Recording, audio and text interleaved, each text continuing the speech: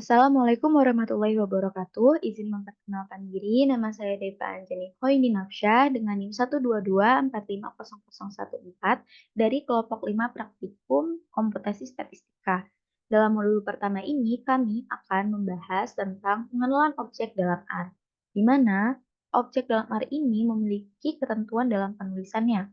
Yang pertama, dapat menggunakan huruf kapital maupun huruf kecil.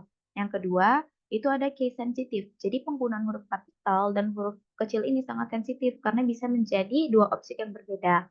Lalu yang ketiga, itu tidak dapat menggunakan tab, spasi, ataupun karakter khusus lainnya.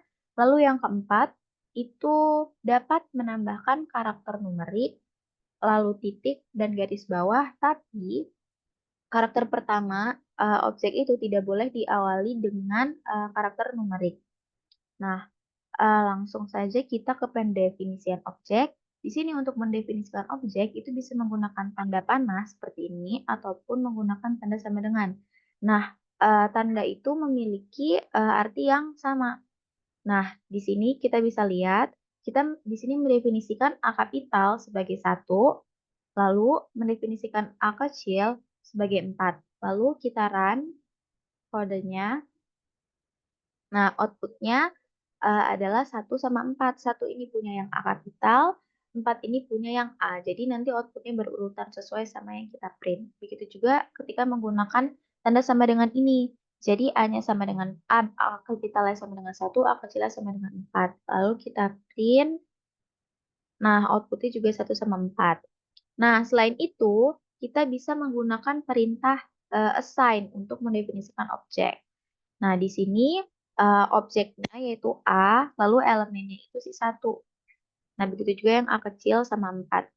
Nah, ini kalau kita run, ini tuh nggak langsung keluar outputnya. Nah, kalau kita mau langsung outputnya keluar, itu kita bisa tambah perintah print di sini.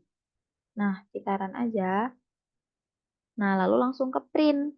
eh, Elemen si A kapital itu 1 sama A kecil itu 4. Nah, lanjut untuk menghapus objek tertentu dalam R. Di sini kita menggunakan fungsi rm atau remove list sama dengan objek. Jadi kita ingin menghapus objeknya nih. Nah, sama kayak yang assign tadi, ini kalau kita jalanin yang ini aja, itu tuh nggak keluar objeknya. Tapi kalau kita mau lihat, udah kehapus apa belum sih objeknya itu, nah kita bisa tambahin perintah print. Nah, di sini outputnya adalah 0. Nah, sekarang kita lanjut ke struktur data dalam R yang pertama, yaitu vektor. Apa sih vektor itu? Vektor itu merupakan struktur data dalam R yang paling sederhana, yang mana vektor ini berdimensi 1, dan elemennya itu harus bertipe kelas yang sama. Nah, kalaupun dalam vektor itu elemennya mempunyai tipe kelas yang berbeda-beda, vektor itu bakal membaca tipe kelas dari urutan yang paling tertinggi. Nah, jadi urutannya itu yang pertama karakter, habis karakter itu kompleks, lalu numerik, lalu integer, baru yang terakhir logikal. Nah, di sini kita langsung aja demo membuat vektor. Jadi kalau kita mau membuat suatu vektor itu, kita tuh harus menggunakan fungsi C ini. Nah, jadi di sini yang akan menyimpan elemen-elemen vektor. Nah, untuk vektor yang pertama itu ada data 1, isinya 1, 2, 3, 4, 5. Vektor kedua itu data 2, isinya ada matahari, bulan, bintang. Vektor 3 itu data 3, dia mau mengecek nih, apakah 5 itu lebih besar daripada 2. Lalu, vektor yang keempat itu ada data 4. Nah, ini mengubah ini menjadi tanggal s.date. Lalu vektor kelima itu ada data 5. Nah, itu tuh gabungan dari beberapa jenis data dalam vektor. Ada matahari, ada 8i, ada true. Nah, lalu kita langsung panggil aja nih vektor-vektornya dengan data 1, data 2, data 3, data 4, data 5. Terus kita run aja. Nah, ini langsung ke print ya. Jadi data 1 ini outputnya, data 2 ini outputnya, data 3 ini outputnya, berarti true. 5 lebih besar dari 2 itu true. Lalu ini jadi tanggal, data 4. Nah, ini gabungan dari beberapa tipe kelas dalam vektor. Nah, terus kita mau ngecek nih, ini nih kelasnya apa-apa aja sih? Nah, kita menggunakan fungsi kelas. Nah, Dengan variabel cek 1, 2, 3, 4, 5, lalu menggunakan fungsi kelas untuk data 1, 2, 3, 4, 5, maka kita dapat tahu nih tipe kelas vektornya. Nah, ini dia. Jadi, untuk data 1, itu dia tipe datanya numerik, tipe kelasnya. Data 2, itu tipe kelasnya karakter. Data 3, itu logical, karena kita kan mau ngecek ya benar atau salah. Nah, lalu data 4 ini, itu tanggal. Nah, data 5, ini karakter. Kenapa karakter? Kayak yang udah tadi dibilang, kalau misalnya dalam satu vektor itu elemennya terdiri dari tipe kelas yang berbeda-beda, nah, si vektor ini akan membaca dari tipe kelas yang paling tinggi urutannya. Di sini kan matahari ini kan karakter, ini kan kompleks. Nah, ini logikal. Yang paling tinggi itu kan si karakter. Makanya di sini yang keluar karakter. Nah, lalu ini ada fungsi vektor khusus, yaitu tanda titik 2. Vektor numerik berurutan menaik atau menurun. Nah, di sini kita punya vektor Y, terus ada 1,210. Ini artinya apa? Artinya vektor Y ini terdiri dari 10 elemen berurutan, yaitu 1 sampai 10. Kita run kodenya. Nah, ini dia isi vektornya. 1, 2, 3, 4, 5, 6, 7, 8, 9, 10. Nah, lalu ini vektor numerik berurutan dengan inkremen berbeda atau dengan beberapa kasus tertentu. Nah, di sini kita punya variabel X ya. Di sini kita menggunakan fungsi sequence. Nah, maksud dari fungsi ini ada from sama dengan 0, to minus 20, by minus 2. Jadi dengan menggunakan fungsi sequence ini, di sini kita akan elemen dari variabel X ini adalah 0 sampai minus 20, di mana selisih atau beda dari tiap elemen ya, dari 0 sampai minus 20 itu adalah minus 2. Coba kita run kodenya. Nah, ini dia outputnya. Jadi dari 0, minus 2, minus 4, minus 6, sampai minus 20. Nah, lalu di sini membuat urutan dari 1 hingga 10 dengan 5 elemen. Di sini kita masih menggunakan fungsi stack ya. Nah, di sini ada variabel R. Di dalam fungsi sequence ini ada 1, 10, sama length out sama dengan 5. Nah, maksudnya apa? Maksudnya itu, di sini kita ingin membuat vektor yang terdiri dari angka 1 sampai 10, tapi eh, urutan tersebut, 10 urutan itu dibagi menjadi 5 elemen. Coba kita run. Nah, jadi kita kan punya nih elemen 1 sampai 10, tapi kita pengen buat jadi 5 elemen. Nah, makanya jadinya kayak gini. Elemennya itu ada 1, 3,25, 5,5, 7,75, sama 10. Nah, lalu lanjut lagi. Ini masih terkait fungsi sequence ya. Tapi di sini eh, membuat urutan dengan panjang yang sama dengan panjang vektor 1 sampai 7. Nah, di sini elemen pertamanya sama, 1, elemen terakhirnya sama, 10. Terus di sini ada bedanya nih menggunakan along dot width, di mana banyak elemennya itu di rentang 1 sampai 7. Coba kita run. Nah, ini dia outputnya. Jadi, di sini nilai awal kita 1, nilai akhir kita 10, dan kita mau jumlah elemennya itu ada 7. Makanya pembagiannya kayak gini. Jadi elemen dalam vektor S itu ada 1, ada 2,5, ada 4, ada 5,5, ada 7, ada 8,5, sama ada 10. Nah, jadi bedanya length out sama long width itu sebenarnya di sininya sih. Kalau length out itu kita tinggal nulis aja mau berapa elemen. Tapi kalau long dot width itu dia dalam bentuk tentang gini, kayak 1 sampai 7 gitu. Lalu lanjut ke membuat bilangan berulang. Di sini kita menggunakan fungsi rep atau repetisi. Nah, di sini kita punya variabel A di mana mau kita ulang nih. Ada elemennya itu terdiri dari 1 sampai 5 dan pengen kita ulang sebanyak 2 kali. Ini kita run aja. Tuh. Ini 1, 2, 3, 4, 5 sekali, 1, 2, 3, 4, 5 2 kali. Lalu menggabungkan elemen-elemen dengan tanpa pemisah. Nah, Di sini kita ada variabel B dan kalau ingin menggabungkan elemen-elemen tapi tanpa pemisah itu kita bisa menggunakan fungsi paste nol. Jadi di sini kita ada elemen A sebanyak 1 sampai 4, berarti ada 4 elemen. Nah, nanti outputnya ada A1 sampai A4 dan dia tuh nggak ada pemisah antara A sama 1, 2, 3, 4-nya. Coba kita run aja. Nah, tuh. Jadi outputnya A1, A2, A3, A4 itu tanpa pemisah. Itu kalau pakai paste nol. Nah, kalau misalnya kita pengen pakai pemisah, itu kita menggunakan fungsi paste aja. Nah, di sini ada variabel C menggunakan fungsi paste, ada elemen A1 sampai A4, lalu dia menggunakan separation-nya, itu pakai tanda strip. Ini kita run aja. Nah, tuh kan di sini eh, A sama satunya itu ada separation-nya, ada pemisahnya. Gitu. Jadi bedanya paste nol sama paste itu ada di pemisahnya aja. Kalau paste nol itu untuk tanpa pemisah, kalau misalnya paste aja itu untuk pemisah, untuk pakai pemisah kayak gitu. Nah, lanjut kita ke matriks. Nah, matriks itu apa sih? Matriks itu juga merupakan struktur data dalam R, tapi bedanya sama vektor itu, matriks ini dia dua dimensi, kalau vektor itu satu dimensi. Nah, di matriks ini juga elemennya itu harus memiliki tipe data yang sama. Nah, di sini kita akan membuat data vektor. Data vektor dulu ya. Jadi data vektor Y itu terdiri dari 1 sampai 12. Kenapa kita buat data vektor dulu? Jadi di sini kan seperti judulnya ya, kita tujuannya mengubah data vektor menjadi data matriks. Kita run. Nah, ini adalah data vektor kita. Ini bentuknya masih vektor nih.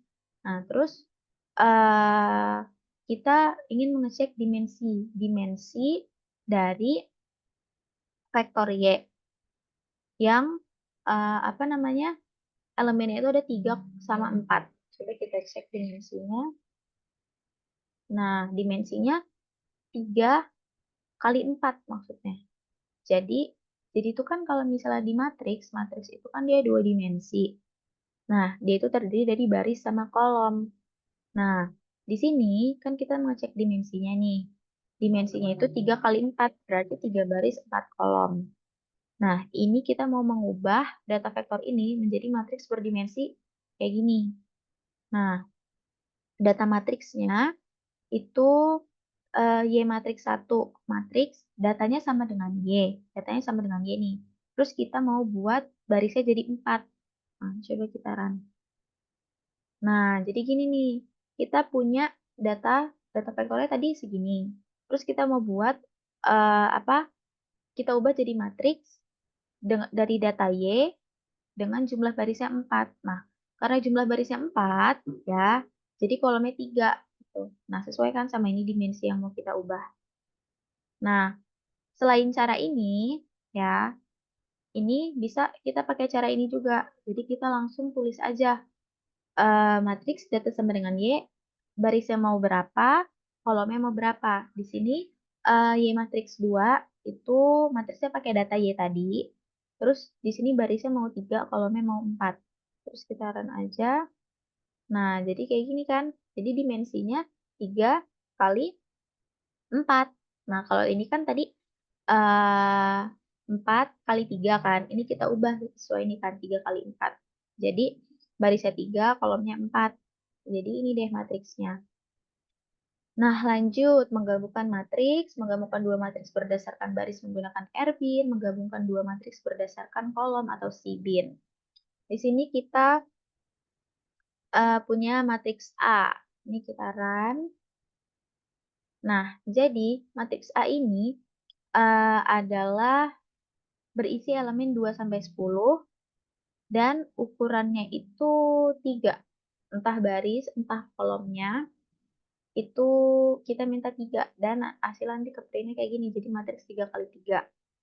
Nah, terus matriks B nih. Ini matriks 3 kali 3 juga, tapi elemennya 5 sampai 13.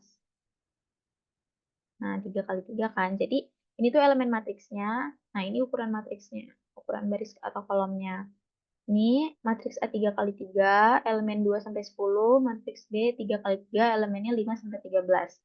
Nah, lalu kita mau gabungin nih matriksnya berdasarkan kolom. Berdasarkan kolom. Jadi nanti kolom di matriks A bakal digabung dengan kolom matriks B. Nah, menggunakan fungsi C-bin. Jadi C-nya itu kolom gitu loh untuk menggunakannya. Nah, nanti hasil penggabungannya itu disimpan di variabel C. Coba kita run. Nah, ini dia. Jadi kan kita menggabungkan kolom dari matriks A sama matriks B nih. Nah, matriks A itu kan kolomnya tadi ada 1, 2, 3 kan? Jadi 2, 5, 8 nih. 2, 5, 8. Terus kita gabung sama kolom dari matriks B. Ada 3, 5, 8, 11. 5, 8, 11. Nah, jadi ini kolom di matriks A digabung sama ini kolom di matriks B. Kayak gitu. Lalu kita ke R-bin. Jadi di sini kita ingin menggabungkan dua matriks berdasarkan row-nya atau barisnya.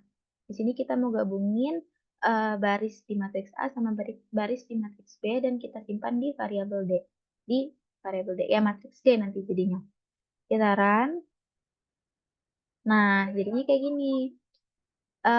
Baris di vektor A itu kan, ini ya, vektor A itu kan, nih barisnya ada yang awal tuh 2, 3, 4. Nih, 2, 3, 4. Ini emang baris di apa namanya? Di A, vektor A. Lalu baris di vektor B itu kan ada 5, 6, 7. Nah, 5, 6, 7. Gitu. Jadi gabungnya di bawah. Jadi kalau ingin menggabungkan dua vektor berdasarkan kolom, itu nanti dia akan nambah kolom ke samping. Tapi kalau itu menggunakan fungsi C-bin. Tapi kalau ingin menggabungkan dua vektor berdasarkan baris menggunakan R-bin, itu nanti dia outputnya bakal nambah ke bawah sesuai barisnya. Nah, sekian yang bisa saya jelaskan. Selanjutnya akan dilanjutkan oleh rekan saya. Terima kasih. Oke, perkenalkan nama saya Safitri dengan NIM 122450071. Di sini saya akan menjelaskan tentang array dan faktor. Yang pertama, array. Untuk codingan yang pertama, array itu digunakan ketika array 3 dimensi yang diisi dengan angka dari 1 hingga 24, di mana disusun dalam struktur 4 baris, 3 kolom, dan 2 lapisan. Array ini bisa divisualisasikan sebagai dua tabel masing-masing berukuran 4 kali 3 dengan satu tabel di atas yang lain.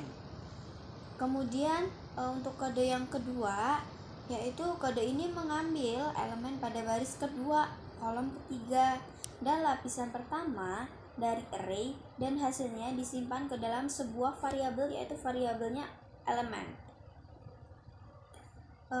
Kemudian codingan yang ketiga yaitu mengubah dimensi array dari ukuran 4 kali 3 kali 2 menjadi ukuran 2 kali 6 kali 2 tanpa mengubah isi array. Hasilnya adalah array yang sama dengan susunan elemen yang baru sesuai dengan dimensi yang ditentukan.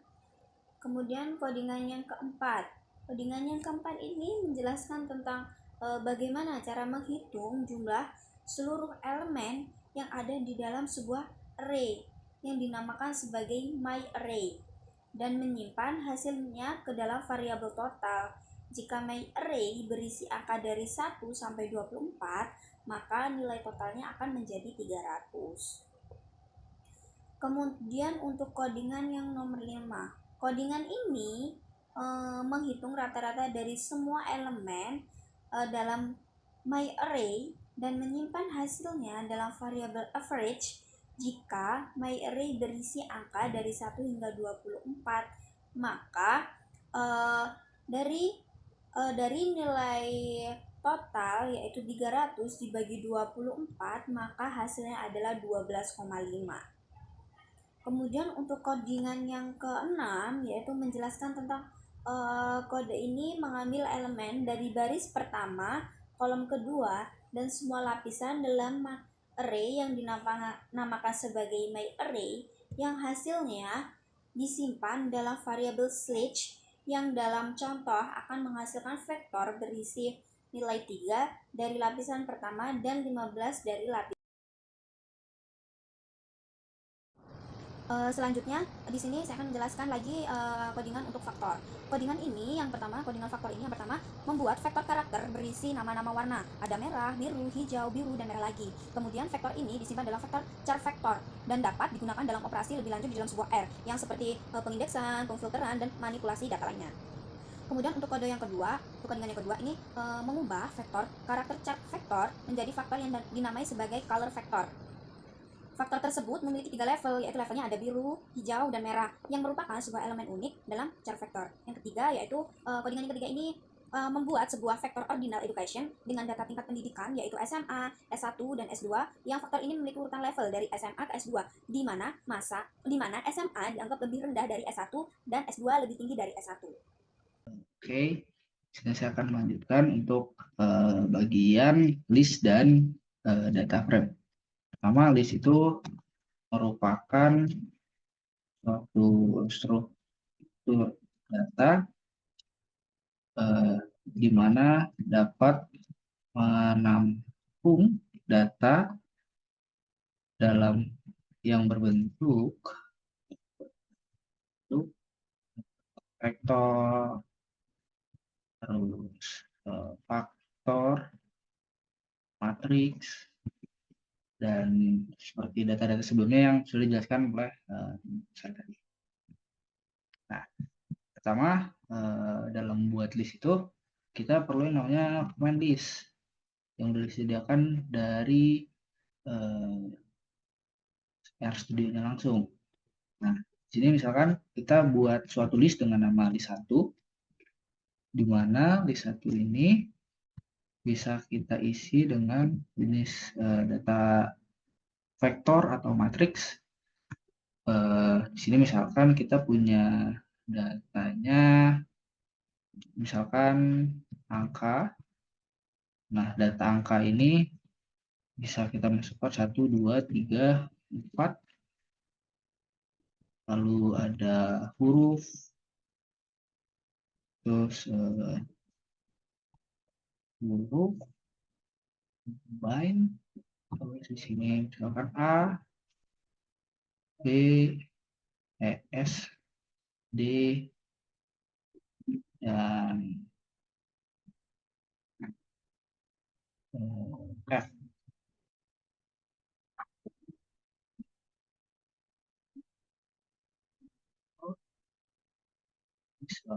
Ini tapi namanya listnya.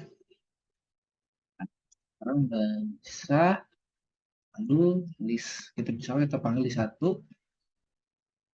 pasti akan mengeluarkan berdasarkan data yang sudah kita simpan ke dalam list 1 ini. Ada data vektor angka, terus ada data huruf, nanti akan dikeluarkan secara masing-masing.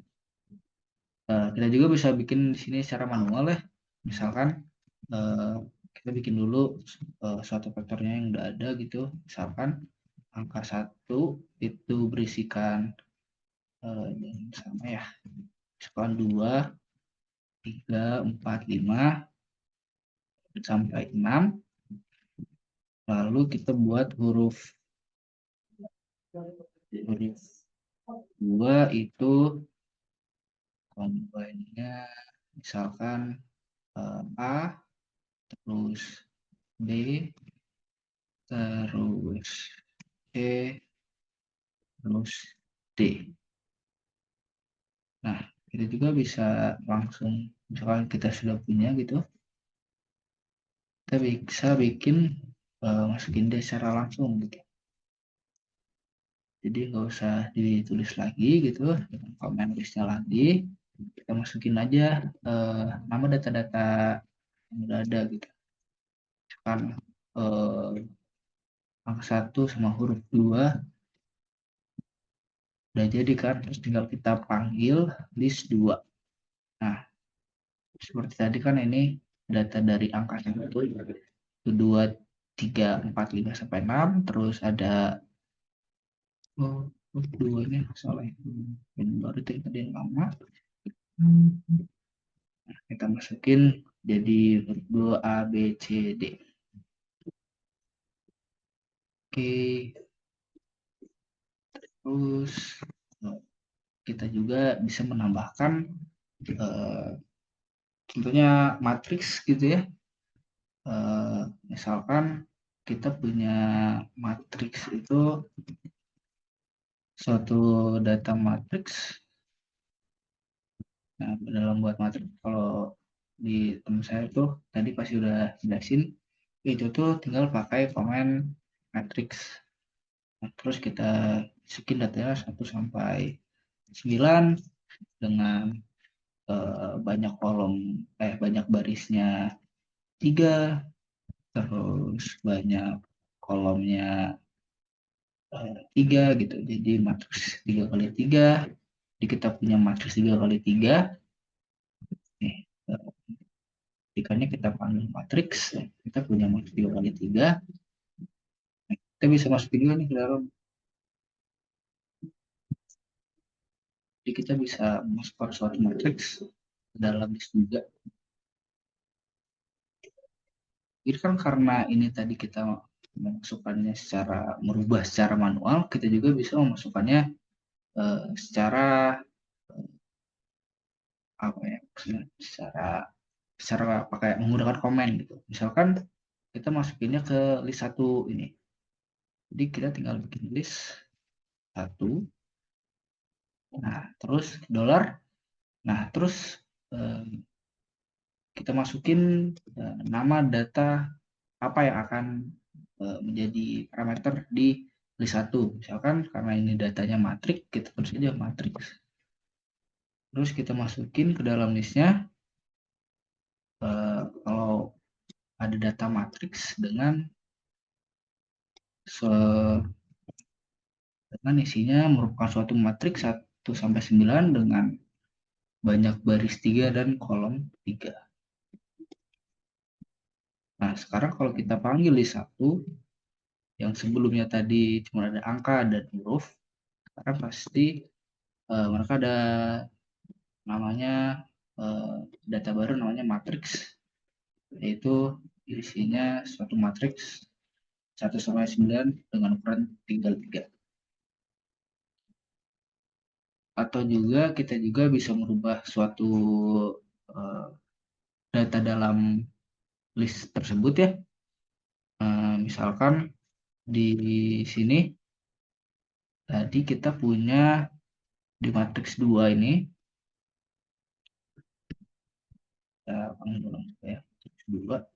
kita punya hurufnya A, B, C, dan D. Misalkan list 1 kita ini, kita punya nama matriks angka, terus angka, terus huruf, terus ada matriks. Nah, di sini kita bisa merubah data di huruf ini dalam list ini. Misalkan jadi tinggal akses dari list 1, terus kita tunjuk di bagian data huruf. Nah, di sini kita bisa mengubahnya jadi suatu data hurufnya A, terus B, dan C. Nah, udah jalan. Sekarang kita tinggal balik lagi list 1, list 1. List 1. Nah, sekarang jadi ABC. Padahal sebelumnya jadi kita tulis ASD. Jadi kita sudah bisa memasukkan suatu list ke dalam membuat suatu list dengan suatu vektor, membuat suatu list dengan suatu matriks, terus kita bisa menambahkan suatu data baru ke dalam matriks yang sudah ada, list yang sudah ada, lalu kita juga bisa mengubah data dalam satu matriks tersebut.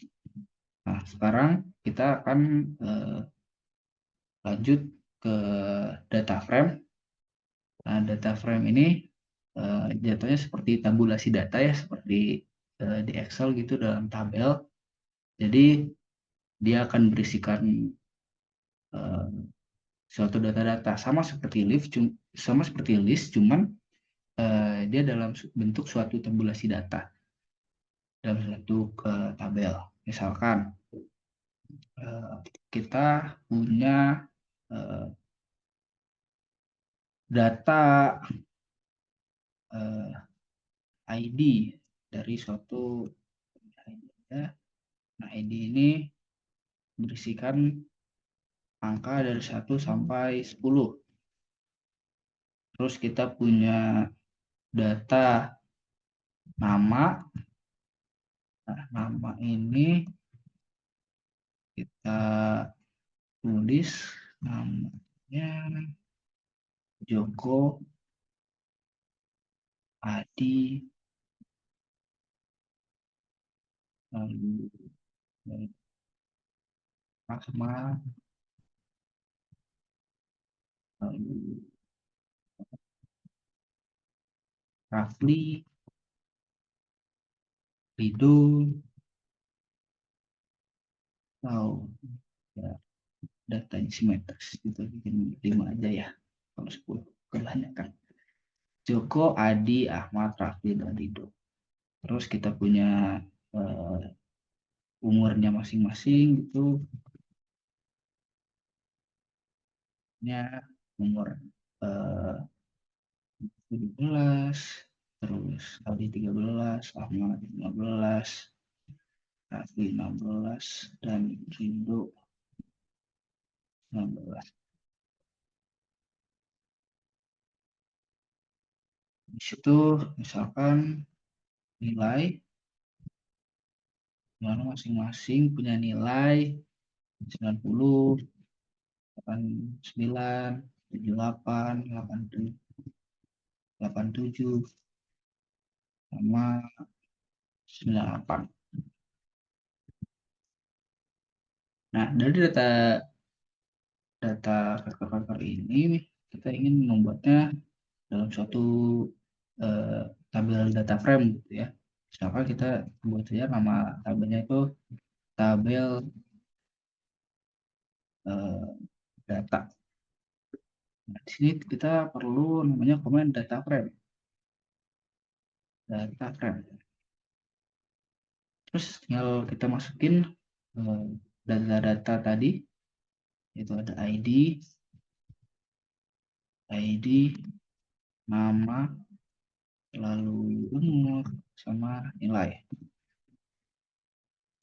Nah, semua data ini sudah menjadi suatu tabel di dalam tabel yang bernama tabel data. Sekarang kita panggil. Nah,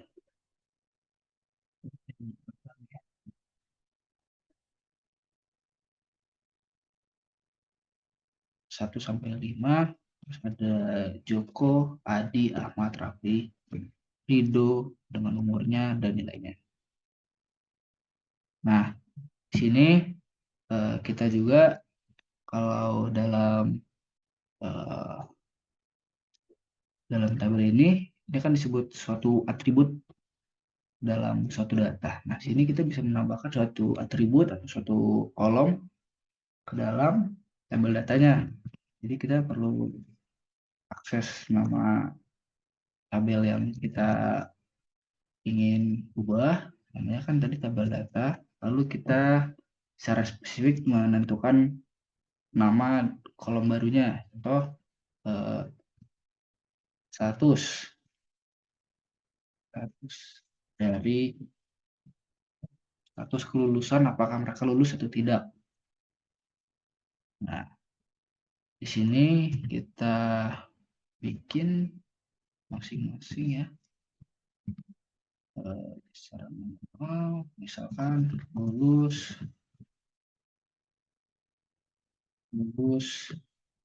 semua deh, soalnya gede. lulus dan lulus. Dan salah, ini karena hari ini merupakan suatu pembahasan yang sensitif, jadi namanya harus sama. Nah, Sekarang kalau kita panggil tabel data yang baru, pasti dia sudah memiliki kolom baru yang nama status, lulus, lulus, lulus, lulus. Seperti yang kita tambahkan tadi. Oke,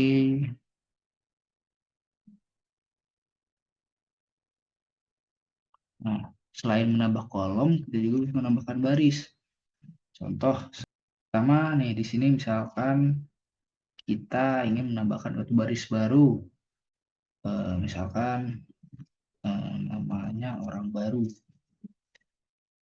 Nah, di sini berdasarkan data-data kolom yang udah ada gitu ya, misalkan dari ID, nama, umur, nilai, dan status, kita kan secara masing-masing. Misalkan ID-nya itu karena ini biar berurut kita bikin 6, terus namanya kita bikin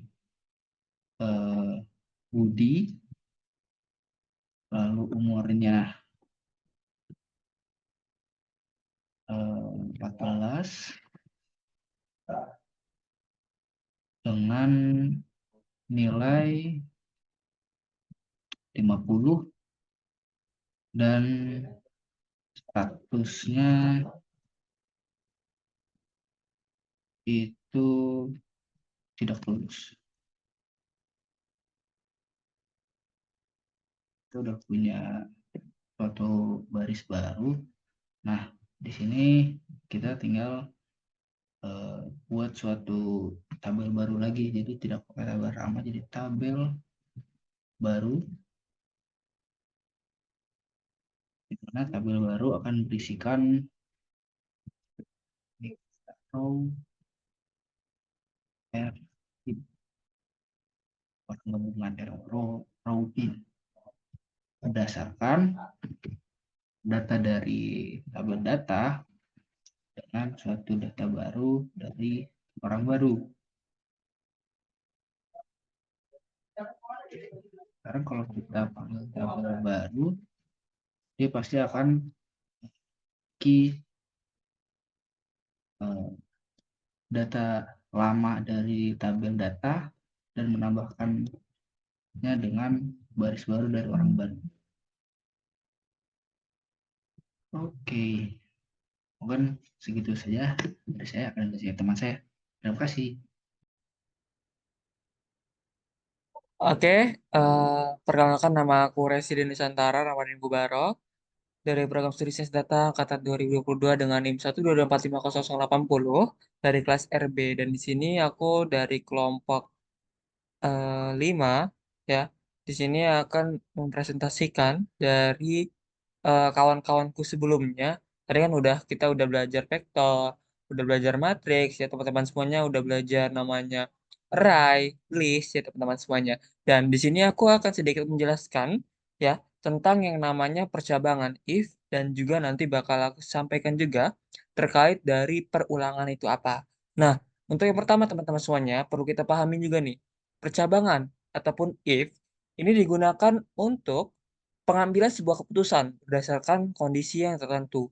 Nah, mungkin teman-teman semuanya bisa, kemarin udah belajar itu teman-teman semuanya, itu ada yang memakai if, ada yang memakai else, ada yang memakai else if, ya teman-teman semuanya. Nah, mungkin di sini kita belajar satu persatu, kapan kita digunakan untuk if, kapan kita pakai else, kapan kita pakai else if teman-teman semuanya. Dan di sini mungkin aku bakal merangkum ataupun meringkas sedikit pemateri dari praktikum kita yang pertama di pengenalan objek R semuanya. Oke teman-teman semuanya. Nah, di sini kita bisa yang pertama gitu teman-teman semuanya, itu kita bisa melihat untuk kode yang pertama ya, itu kita dari menilai sebuah angka teman-teman semuanya. Ya teman-teman semuanya. Nah,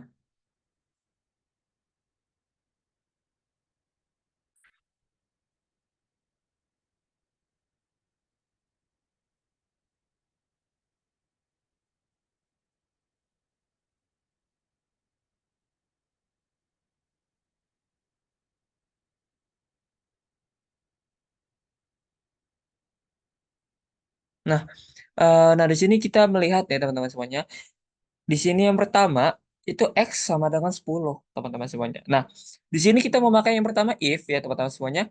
If ya, if X, if ketika X lebih besar dari 0 ya, kita akan printkan X-nya adalah angka positif. Tetapi ketika kurang dari 0, itu akan muncul dari angka negatif. Dan selain dari itu, kita akan menampilkan X adalah 0. Nah, di sini kita bisa melihat itu teman-teman semuanya. X itu lebih besar X ketika kita masukin 10. Nah, di sini akan mengeprint dia adalah angka positif. Nah, kita bisa mencoba teman-teman semuanya. Misal aku pengen list di -5 teman-teman semuanya. Nah, di sini muncul nih X adalah angka negatif. Nah, disinilah peran yang dimana kita memakai if, memakai else if, dan juga memakai else teman-teman semuanya. Nah, inilah konotasi ataupun domain yang perlu kita pahami teman-teman semuanya. If itu untuk yang pertama ya, untuk menjadi perbandingan. Else if itu untuk yang berkebalikan ataupun misalnya positif dengan negatif, baik sama salah, benar atau salah, teman-teman semuanya seperti itu, kanan atau kiri, ya itu teman-teman semuanya. Dan untuk yang else ini, itu adalah mungkin bisa dikatakan itu netralnya lah teman-teman semuanya. Nah, untuk apa ya? Ibarat kata if ini adalah hanya menerima satu nilai logis sebagai kondisi. Sementara untuk else if itu dirancang untuk menangani yang namanya vektor-vektor teman-teman semuanya. Seperti itu. Nah, itu untuk pembahasan di percabangan di if teman-teman semuanya ya. Nah, selanjutnya di sini eh, untuk selanjutnya itu adalah materi dari perulangan teman-teman semuanya. Nah, perlu kita pahami teman-teman semuanya ya. Perulangan ataupun yang bisa kita sering dengar adalah looping ya, digunakan untuk menjalankan sekelompok pernyataan yang beberapa kali. Nah, jadi sering kita dengar perulangan itu antara for dan juga while teman-teman semuanya. Nah, mungkin aku sedikit bahas untuk yang for. For ini adalah digunakan untuk mengulangi blokade dengan iterasi yang melalui elemen-elemen dari vector list, struktur data lainnya, teman-teman semuanya. Nah, mungkin aku di sini bakal ngejelasin satu contoh ya teman-teman semuanya. Nah, yang pertama, di sini kita memakai iterasi dari vektor teman-teman semuanya. Nah, oke. Nah, di sini kita number ya, ada sebuah number di dalam suatu list 1 sampai 5 teman-teman semuanya. Nah, kita ingin menuliskan numbernya itu ya dari 1 sampai 100, 1 sampai 2000 itu bisa teman-teman semuanya dengan menggunakan iterasi ataupun perulangan menggunakan for teman-teman semuanya. Ya. Nah, jadi ini untuk elemen yang dimana misalnya kita kesulitan nih untuk mengulang-ulang dari dari angka-angka yang akan kita ulangkan teman-teman semuanya ya, Tek. Nah, itulah gunanya for untuk eh, bisa menuliskan ataupun bisa menjalankan banyak-banyaknya perulangan teman-teman semuanya. Nah, untuk yang while ya, while ini digunakan untuk menjalankan blok kode selama kondisi tertentu terpenuhi ya teman-teman semuanya. Nah, misalnya di sini aku kasih contoh sederhana deh dari penggunaan while-nya sendiri teman-teman semuanya ya. Nah, bisa kita lihat teman-teman semuanya ya. Misalnya, nah, misalnya kita mulai dari angka yang pertama angka 1. Nah, while kita hitung nih, kita ingin memberikan count-nya itu sampai dengan 5. Yang di mana count-nya itu count ditambah 1. Yang berarti ya setiap count yang di atas ini, variable count ini, 1 ini, itu ditambah 1 terus teman-teman semuanya. Hingga while-nya ini ada 5 kali. Misal aku bikin ke 8 deh. Ya. Nah, apa yang akan terjadi?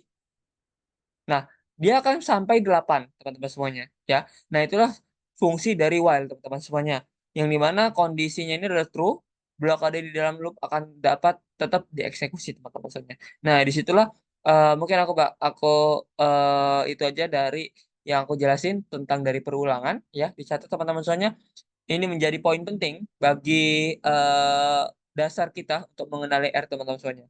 Baik itu dari percabangan, maupun juga perulangan teman-teman semuanya. Dan mungkin diharapkan bisa menimba ilmu dari apa yang telah dipaparkan, dari array, dari vektor, dari matriks, dari list mungkin, dari vektor nantinya yang tadi sudah dijelaskan oleh teman saya.